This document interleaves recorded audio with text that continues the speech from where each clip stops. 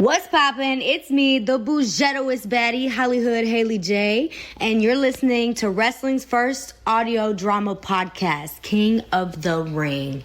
Ew. You're listening to the Kings of the Ring podcast network.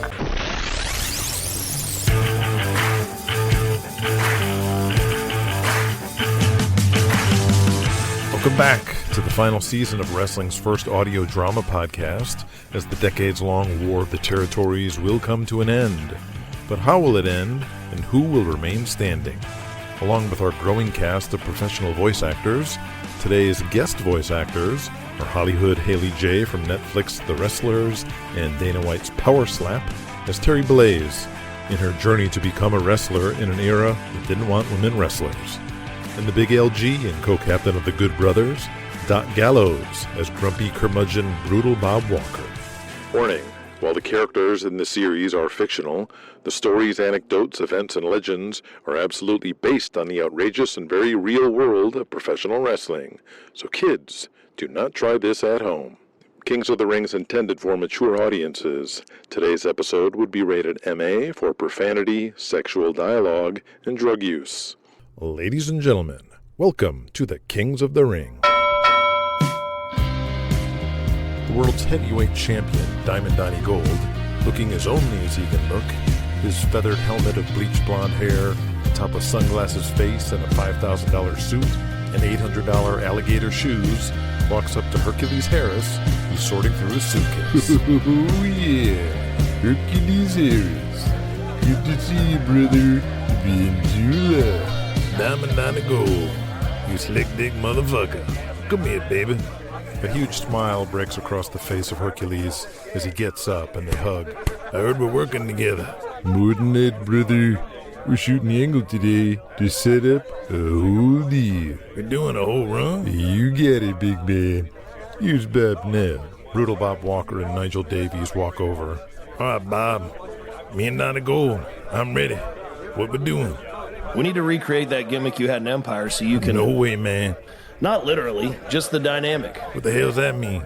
The Diamond Club will want you to be their chauffeur or something, and you're going to tell them to fuck off and kick their asses. Donnie sees the skepticism in his face and pats him on his huge bear-like shoulder. Brother, I'll take care of you. You know that. This ain't New York. This ain't Julian King. And this ain't that Ku Klux Klan son of a bitch Jack Trades. Hercules turns his face to Donnie. Oh, yeah. I know what that guy's all about. I could tell you some stories when you wrestled in All South. He was getting into some deep race shit, and the Alliance had to move his ass up to New York before he got himself on the front page. Now that explains a lot. We're gonna play off of this. I mean, we're still in the South, but not like you had to do for Julian. You ain't gonna be embarrassed. Yeah, I'll make sure of it. Donnie gives him a reassuring squeeze on the shoulder. Okay, I'm listening. Nigel Davies speaks up. Granted, the build-up was horrific to watch.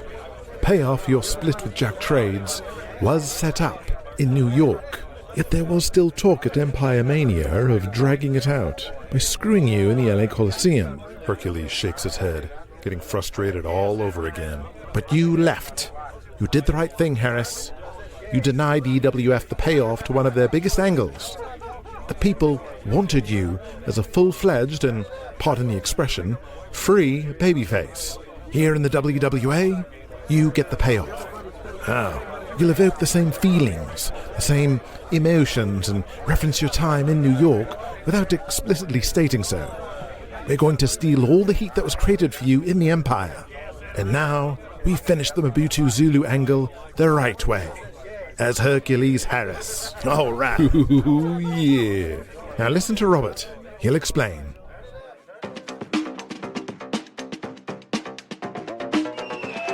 Welcome back to All-Star Wrestling. We have a special treat for you tonight, folks. I want to welcome back an all-time favorite back to the WWA, former World Tag Team Champion, Hercules Harris. Hercules in a black t-shirt and jeans, tightly stretched across his 300-pound bulky frame, stands behind the podium in the WVBS studios, while Jay Delvo, with the biggest smile, holds the microphone in front of his face. Hey, Delvo, I'm so happy to see you today. So happy to be back in Atlanta. And so happy to be back in the World Wrestling Alliance. free of the chains that held me back. Whoa! And with nobody holding me down anymore, I can go straight to the top. But I can't go nowhere without the support of these people. What are your goals, Hercules? Man, it feels good to hear someone call me by my name, my real name. Before I'm done, everybody in the WWE gonna know the name Hercules Harris, because nobody stopped me, because I'm going all the way to the top, Daddy. I don't care if it's a Diamond Club, that nasty Russian Dmitry Rykoff, or Prince Abdul Akbar. Oh, come on. The Diamond Club, led by their manager Duncan Brian Clark, walks out to the set. The best Kenny West, Pretty Boy Willie Dean, and Diamond Donnie Gold. They stand around the podium and Hercules steps back against the set wall so no one can get behind him, looking at all of them cautiously. Duncan Brian Clark steps closest and Delvo holds the mic to him. Hercules Harris, let me be the first to welcome you back to the World Wrestling Alliance. I don't know you. Who you want? Please, Mr. Harris, you come in peace. We are admirers. I'm a big fan of yours. Willie Dean in his sunglasses with leather vest, World Tag Team belt over his shoulder, nods, while the best Kenny West, wearing an alligator polo shirt and khaki pants, nods along with his belt slung over his shoulder too. Donnie hangs back, blowing kisses to girls in the crowd. Willie Dean steps up behind their manager and Delvo holds the mic to him. Hercules Harris. I mean, just look at you. Bursting out of that shirt ready to explode like the Incredible Hulk. You came here with an offer. Tell him, Duncan. That is true, everyone. The Diamond Club is the elite in professional wrestling, and we believe there's a place for you in the Diamond Club. Yes, we are looking to expand. Katie barred the door. Did you just say you want to expand the Diamond Club to 4 wrestlers? Duncan, Willie, and Kenny all nod and banter with each other. Donnie fluffs his hair while watching. Hercules no-sells everyone's excitement and glares at the heels with skepticism. Me, Hercules Harris, joined the Diamond Club. I seen what you boys did and done. You're nothing but a gang of thugs. The last thing I would ever do is tag team with any of you boys. Kenny and Willie act exaggeratedly outraged. Like a comedy duo, Kenny holds Willie back from charging, he's so offended. And then a smirking Donnie Gold steps up to Hercules, and Delvo meets him with the mic. Delvo, I think you and Hercules Harris are misunderstood. We never said anything about you teaming up with any of us. The only role someone like you would be fit for is to be my driver, so you can carry my bags. Hercules slugs down. He flings the podium across the floor and steps away from Delvo as Donnie goes down and Willie and Kenny move in. He blocks their punches and floors each of them. Donnie scrambles to his feet, Hercules grabs him by the hair and throws him into the ring and goes after him. Oh my lord, all hell is broken loose as Hercules Harris has just laid out the Diamond Club, and now he's in the ring with Diamond Donnie. He tore off his jacket. Donnie gets up and nails Hercules, and Hercules just roars at him. He throws the world champion into the ropes. Gorilla press! Oh my God! Donnie rolls out. Willie, Kenny, and Duncan grab him, but they're all flummoxed. They don't know what day it is. And look at him. Hercules Harris rips his shirt off and beats his mighty chest. Kings of the Ring, episode 64, Stepping Up.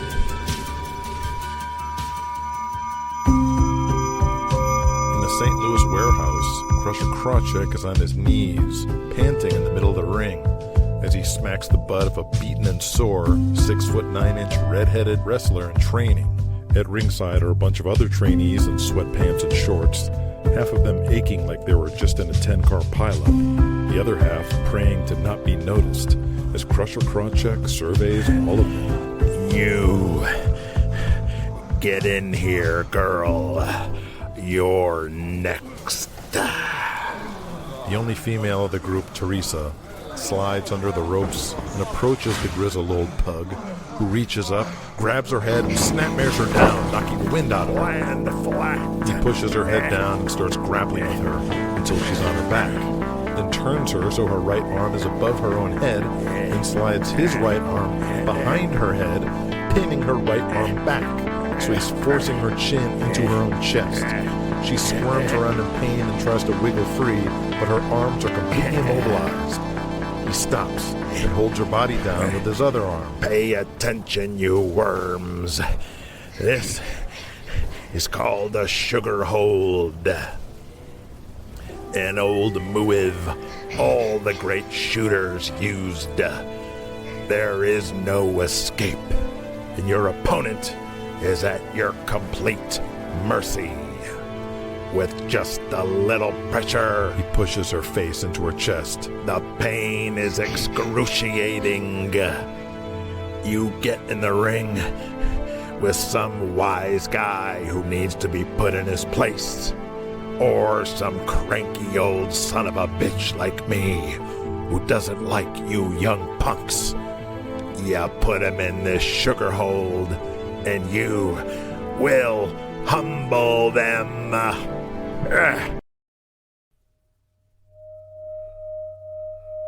After crunching her chin into her chest, he lets her go and shoves her, rolling her aside as she moans in pain, and the guys are horrified. One of the men with squinty eyes, curly brown hair, a beard with missing front teeth, and a pear-shaped body asks, If we're a bunch of punks, then why are you teaching us these kind of secrets? You may be a bunch of punks, but you're my punks. And if I'm gonna send you out into the wild, you're representing me. So you not only better not be the shits, but you need to know how to handle yourself. Teresa sits herself in the corner of the ring, taking this all in. Crusher looks to her. I busted your blood vessels. Your eyes are gonna be blood red for a month, so you'll never forget.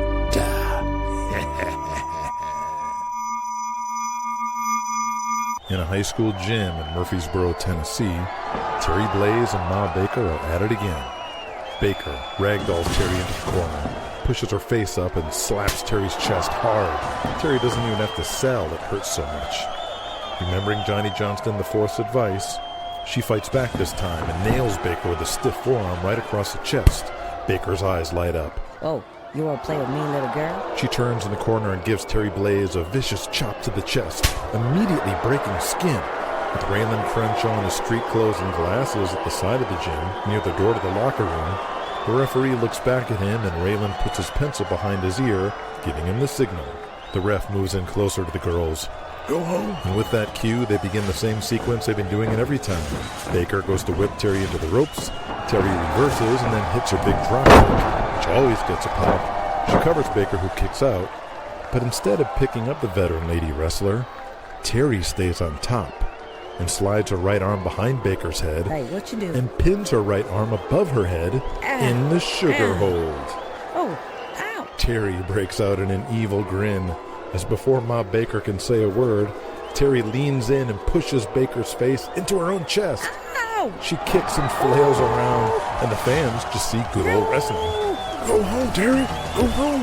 With Ma Baker completely and utterly locked up and helpless, she growls and kicks her feet around before Terri gives one hard shove, and Baker lets out a yelp and goes limp as a bone fish.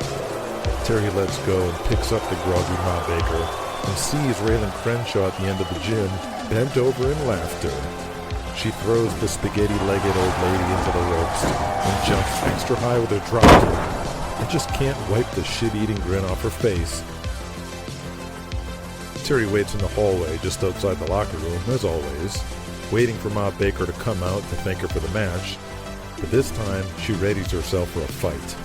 The door to the gym floor opens, and the winner, Ma Baker, steps into the hallway, still panting. She strides with her chin up, no selling the pain, not even looking Terri in the eyes as she walks by. Well. Guess you were trained by old Crusher. And slaps Terri on the ass.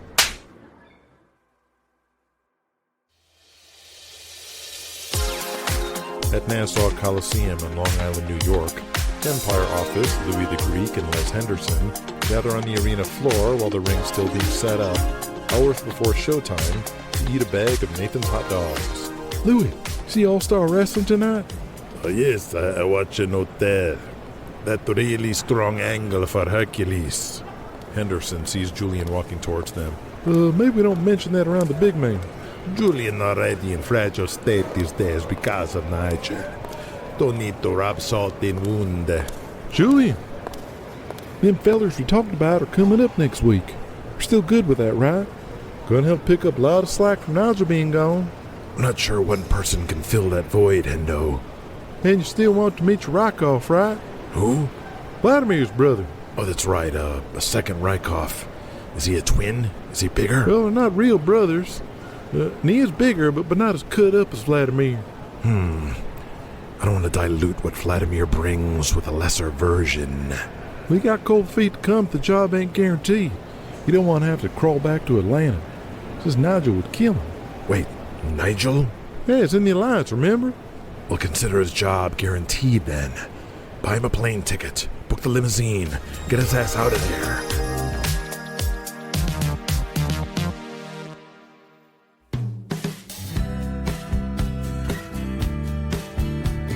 Inside Brutal Bob Walker's trailer in Stone Mountain, Georgia, Miss Kitty reads the new novel by Daniel Steele, Wanderlust, as Brutal Bob returns and puts a paper bag of groceries from Winn-Dixie on the table and starts putting things away as he notices her belly. Whoa, Nelly, you're really starting to bulge now. It's all that damn ice cream and pickles you've been eating. Kitty puts her hands over her rounding belly as he sets a carton of Minute Maid on the edge of the counter and it falls into the sink. He looks up and gives a great big sigh and stares up at the ceiling. What's eating you? Working with Nigel again's giving me grays. Making me push guys who are the shits. Corporal Punishment's an EWF cartoon, not a wrestler. And Hercules, for obvious reasons, he'll never connect with all the fans, so why waste our time pushing him with Donnie Gold? How is Donnie anyway? Living it up with the Diamond Club. Coke, limousines, and broads. Oh. You know, Jerry is a pretty good hand. Corporal Punishment versus Diamond Donnie drew a couple nice houses just a few years back. They had great chemistry, I remember. Yeah, 'cause he's Diamond Donnie Gold. Drawing money's all about the connection to the people, and he has it. Like Crusher Crawlshack. If Crusher was 10 years younger, boy, I could book the WWA right back to the top. Times have changed, Daddy. Not so sure the people want the grizzled old tough guy anymore. Go eat your pickles and ice cream.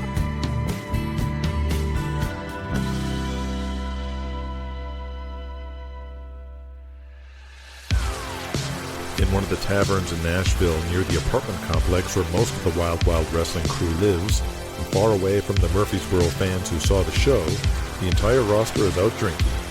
Terri Blaze sits at a table with her new best friend, Ma Baker. That dropkick. Girl, you got higher than the boys do. Thanks. And it's the shits. Huh? Your buddy would tap me with your foot every single time. Well, I would break your ribs if I hit you with full force. Don't worry about me, honey. I know how to take a drop kick. You need to connect, because it looks like bullshit. That's why you don't hear pop till after I take my bump. They're reacting to me selling, not your kick. I'm just trying to work safe. Don't you get it, Terry? We're the only women on every card we wrestle on. People are already not taking us serious, so we gotta work twice as hard as the boys. Twice as snug. But I'll ease up on you. As long as you lay your shit in. So, do I work stiff or do I ease up? I don't get it. You will, kid. You will. A waitress brings a fresh pitcher of Miller Genuine Draft. We didn't order this, honey. Company to your loudmouth friend over there. They look over at a table where Johnny Johnston IV sits with Damien and some of the other wrestlers. Johnny looks at Terri Blaze and holds up his mint julep and winks. Terri smiles, proud of herself, and truly feeling welcome in the business now. Listen, Blaze, I've seen how some of the boys look at you. You're pretty and young, but there's a time to be a girl. When we're with each other, or at home with our husbands or boyfriends. Then there's a time to be one of the boys, and that's the locker room. The only way you get on this business is if the boys see you as one of the boys, not a rat. You catch my drift? She looks around at some of the other WWW wrestlers and sees Slapjack Smith blowing a kiss to her. They'll never respect you otherwise. Yes, ma'am. Now, after Knoxville and Barberville, our run's just about over here, and I'm going back home to work for Luther Warren in Alabama. But I'll bring you with, and I'll really see what you got. But later on, Burt Ironside told me he wants to try some girl matches, and I'm sick of all that driving. So if I think you're ready, I'll sing you on up. All South Wrestling? You got it, kid.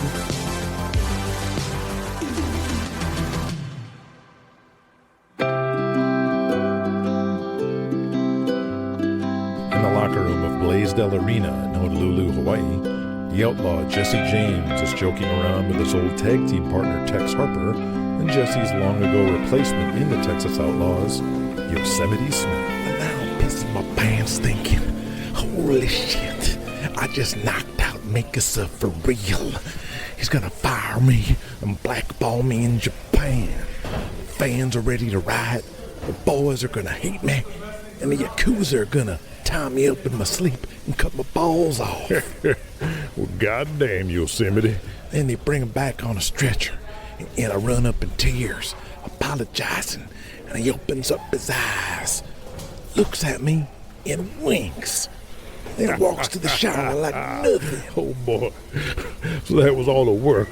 Oh, man. That Japanese son of a bitch worked everybody, including me. Got him. Jesse, how you doing, buddy? Jesse turns around and sees Beautiful Barry Lovelace in full gimmick. Barry, didn't expect to see you here. Auntie my Elo booked me, but she's all pissed off since I ain't here with Kitty. I know how she feels. Sensing the tension, the new Texas Outlaws turn around, minding their own business. Jesse, I want to clear some shit up. I want you to know I had nothing to do with what Kitty did. Really? You didn't want to be world champion? Of course I did. Who wouldn't? But I didn't know Kitty made a deal with that slimeball Hawkins. I swear to God, Jesse. Jesse raises an eyebrow, trying to figure Barry out. Being the world champion brings a lot of clout and prestige to a career. It's an exclusive club. This made you. You gotta believe me. I didn't find out the truth till that motherfucker shark went and made a whole scene in the locker room. You didn't know? I didn't. I thought you believed in me. You were like rewarding me for being a good hand for you for so many years and being loyal. That's what you thought. Well, I guess it sounds stupid to say it out loud. I mean, who the hell am I but a glorified job guy? You and Kitty weren't laughing all the way to the bank. Jesse, we're divorced. That woman is dead to me. She cheated on me. At least once. Jesse looks him in the eye and holds out his hand. All right, Barry. I accept your apology. Barry shakes it with both hands. Oh, thank you, Jesse. I'm so sorry. I can't tell you how sorry I am. Water under the bridge. But I appreciate you saying this to me, man to man. Jesse turns to leave, and Barry, still holding his hand, pulls him back. Jesse looks down, and Barry quickly lets go. I'm sorry, Jesse, but I heard you're booked in Puerto Rico. Only place I can get booked is Luther Warren in Alabama. And he's the shits. His payoffs are the shits. You can't trust him. But he's the only territory putting on shows regularly outside the lines. Jesse, let's go. It's time for your match. Auntie Mailo, the mother of Tama, a.k.a. Kong the Destroyer, and promoter of Hawaii, shouts at Jesse. I got to go. Jesse, please, I'm begging you. Book me in Puerto Rico. For old time's sake. We used to be close friends, remember? All right, Barry. Fly yourself down. I'll give you a shot.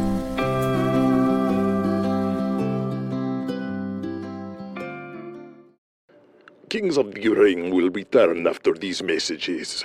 I used to be the roughest, toughest, meanest wrestler in the world. Hey, Peyton, how you doing? Hey, how are you? Good to see you. Sorry.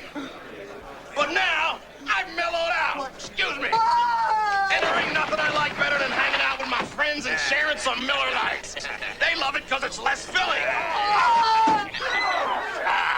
Me, I love it because it tastes great. It's no match. There's only one light beer, Miller Lite. In my career, I've had a lot of good things happen to me. Of course, there were a few headaches, but that's when I'd reach for a Goodies headache powder. And I'm not alone. In a recent survey, doctors preferred the Goodies formula too, by more than 3-to-1 over BC's. And only Goodies beats a headache the way I prefer, in record-breaking time. All right, makes you feel so good again. We now return to Kings of the Ring.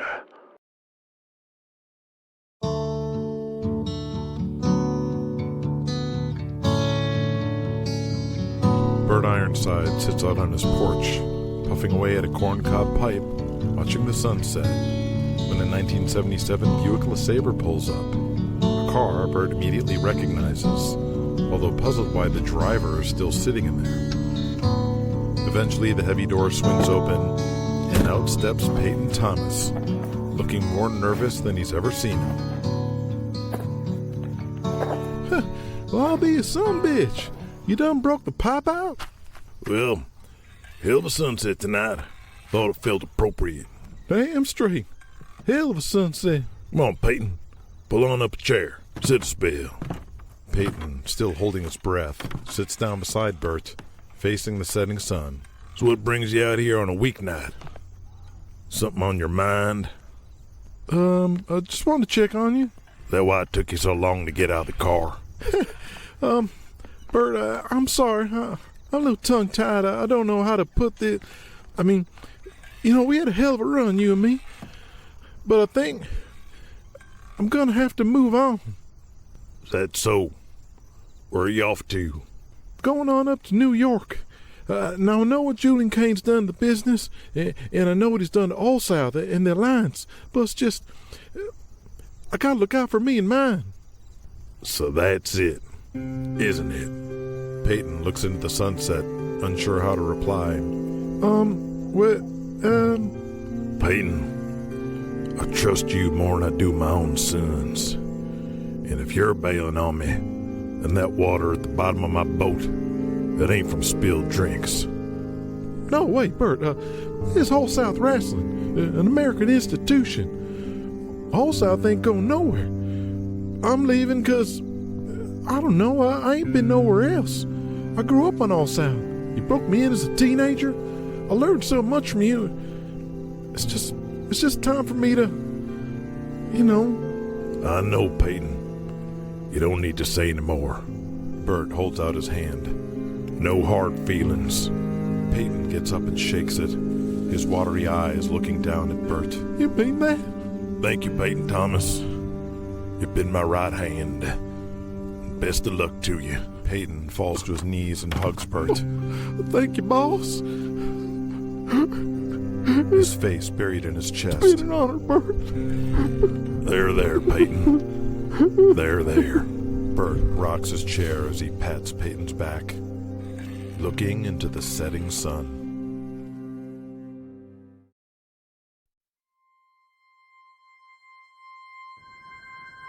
Michael Angel sits on the paper of the exam table in an oversized Dallas Cowboy sweatshirt and a trucker's cap pulled down low.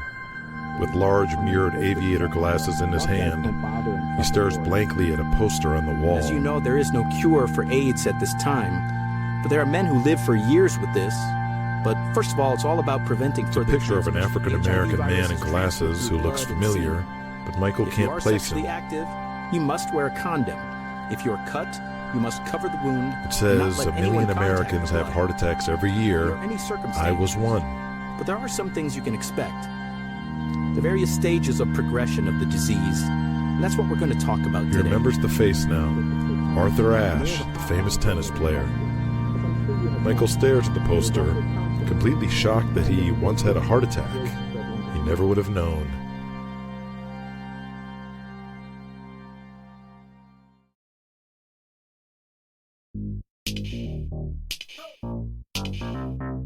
At Sandy's Famous Seafood in Baltimore, Maryland, the entire crew from the WWA has filled the popular bar and restaurant. Hey everyone, drinks on me! Your Baltimore gave you 9 stars for me. Daniel Hawkins shouts as he looks at the WWA crew spread throughout the bar. Hawkins sits back in a stool at the bar beside Nigel Davies, who sips his Campari on the rocks. Another picked-up tab on the company credit card? You seem to be doing this a lot lately. Is this what you've been doing all these years? No, not every time, but it's good for morale. As Bobby Lee Rivers bellies up to the bar, quick to get his more expensive drink.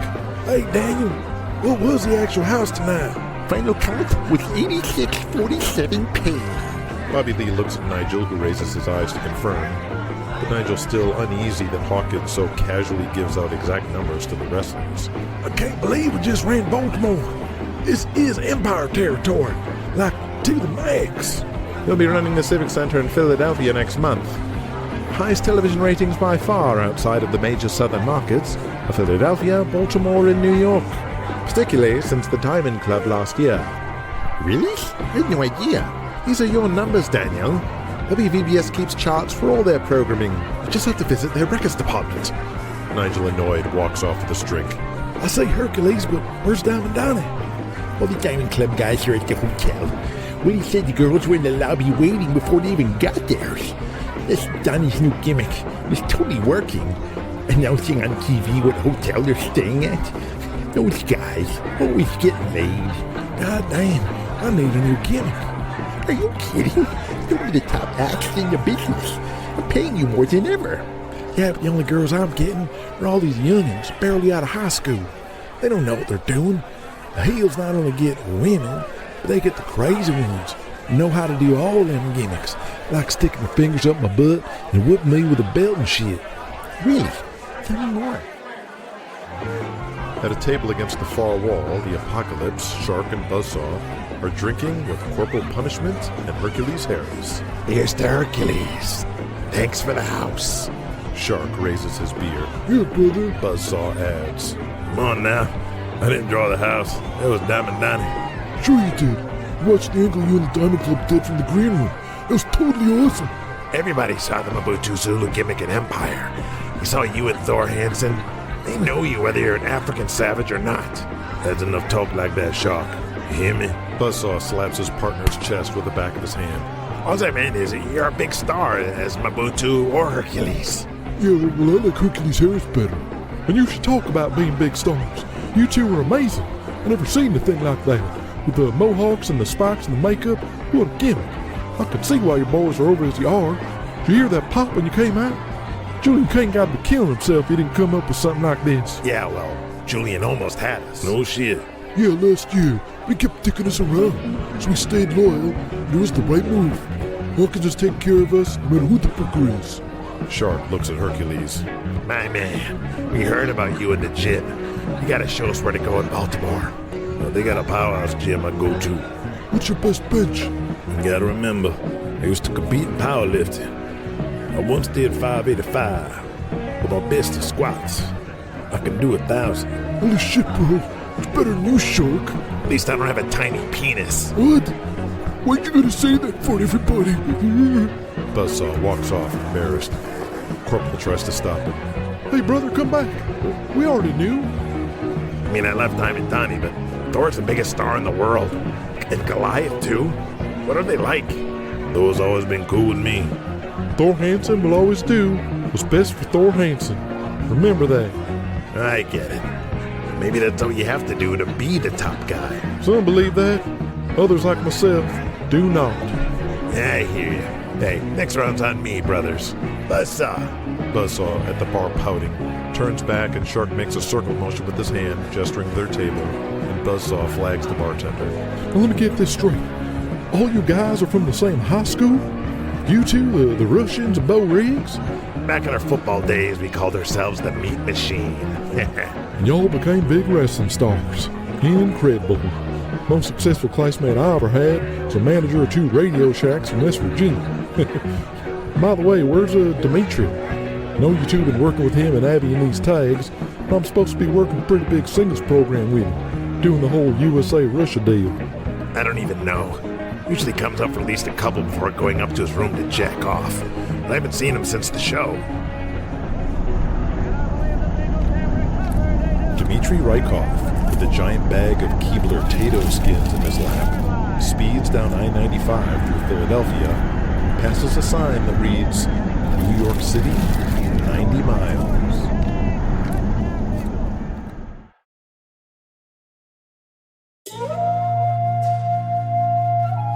In the bowels of the Sportatorium in Dallas, Sato Ishii walks onto the set wearing black canvas pants and white paint on his face with red streaks and a demonic frown and his hair brushed down over his face. Wow, you look incredible! Criss Stanley can't contain himself. Wish Peyton could see this. Ishii is all smiles. Oh, hi. Yes, yes. Okay, no way you can cut your own promo. You're supposed to be a demon. This is Peachy Orlando. An attractive African-American girl in her 20s steps over. How are you doing? She's Scatman Jones's cousin, but Burt wants her to be your valet to, add a little more spice. Ishii nods. Okay, Randy, you ready? Criss looks at the monitor graphics. No. It's Sato Ishii with an S, not a Z. Actually, I kind of like that better. Sato Ishii. Okay, Peachy, you're going to talk about how tired you are of all these cowboys and pretty boys like the Angels and Fantastic Ones, so you found this guy from Japan. Okay, Randy, let's roll. And 3, 2, 1. Sato Ishii stands stoic, while Peachy is next to him. This guy right here is the great Satichi, and he's gonna do it. No, it's Sato Ishii. Who got it? Let's go again. This guy right here is a great Zatochi, and he ain't a cowboy. Zato is the toughest dude in all South. Okay, stop here. You need to, sell this more. Peachy nods. Man, let's go again, Randy. I'm just taping everything, and we'll cut everything we don't use. This guy's the best thing in all South. The amazing Zato. No. Here, it'll be like this. And Sato, you need to, act more demonic, more evil, less human. Maybe look around like you're confused by this studio and this technology that you've been transported 100 years from your homeland. Or look in the camera and make throat slit gestures or something. And Peachy, you found this guy in a time machine or a mountaintop or something. Ma'am, I just met the dude. No, not here. Let me show you, like this. Peachy steps aside as Criss stands in front of Sato Ishii and faces the camera while holding the mic. I looked around all of All South Wrestling, and all I could find was cowboys and pretty boys. So I scoured the globe to find someone to tear All South Wrestling apart piece by piece. And that's where I found the great Sato Ishii. On TV, we see Russ Linderman in his ruffled tuxedo with a red tie, holding a red foam microphone in front of Criss Stanley, wearing a gray suit jacket and pink-collared shirt underneath, beside the great Sato Ishii. He is the Pearl of the Orient, summoned from the mountaintop by the ancient spirits of evil. He is part ninja, he is part demon, and he's here to tear the wrestlers of All South Wrestling to pieces like an oriental buzzsaw.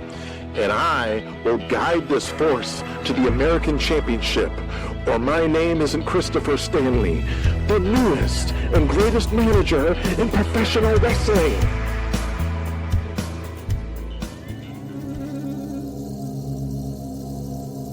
And now Killian's headline. There ain't the rinky-dink Hamburg field houses. It's the big ones like the Spectrum in Philadelphia. I'm the one who headlines the major arenas, not anybody else. But hey, dude, I'm done bitching. Just want you to know I appreciate the advice. I still needed to tell Julian how I felt about this. I've taken enough of your time, dude. This long distance all the way to Japan has costed a fortune. Don't worry, Thor. We'll suss this out. You and me. You're not gonna lose your spot to some bleeding Irish Mick. Not if I have anything to say about it.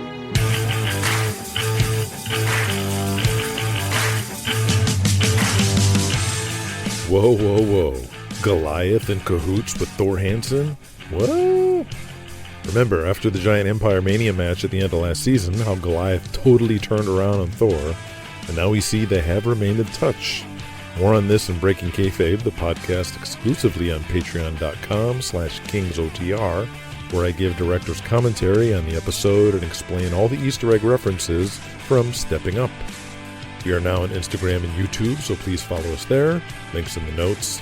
Episode 65 is on the way, as are Dmitry Rykoff and Peyton Thomas to the Empire, and the ensuing fallout from all these moves between the Empire and the Alliance, as the war between Nigel Davies and Julian Kane continues to grow.